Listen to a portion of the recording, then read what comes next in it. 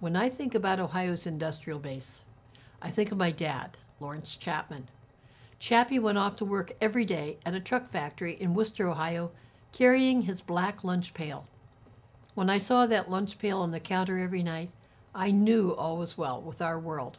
When his factory was closed one summer, he took his lunch pail to a factory down the street to apply. They had no openings at that time, so he said that was okay. He'd wait. He sat there with his lunch pail for about 10 days before they said, "Okay, come aboard." He knew there would be a job for a good, solid factory worker. Today, that isn't the case. The traditional blue-collar jobs have gotten thinner with the closing of some steel mills and reductions in the auto industry. Rather than concentrating on the loss, though, we can look to the opportunity to replace those with green-collar jobs. Growth in Ohio jobs in conservation and alternative energy has been among the top 5 in the nation recently, according to Pew Charitable Trusts and its environmental group. The state was also 17th the last 2 years in venture capital investments in green technology.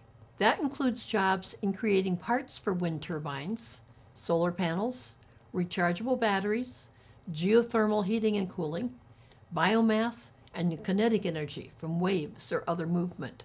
The wind turbines, towering as they do above the earth, provide the most obvious form of alternative energy and create jobs with their construction and in the electricity they generate.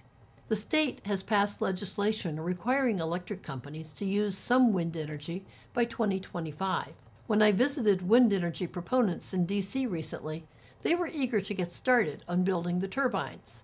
But they had some real concerns about property taxes and the small amount of wind energy required. Most important to them was a change in Ohio's personal property tax structure. The American Wind Energy Association claims Ohio's property taxes on wind projects are 20 times those of Pennsylvania and 16 times those of Michigan. If we want to tap into federal stimulus funds for wind projects, we must fix the tax problems immediately, as construction has to begin before December 31st, 2010. We can't wait until I get to the State House to make this change. It has to start now. One prime advantage we have is our workforce. A Swiss company that makes a renewable energy battery is very interested in Ohio. A company rep says that a prime draw is the many skilled workers.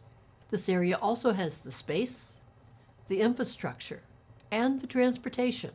We can and we will concentrate on getting this area working once again.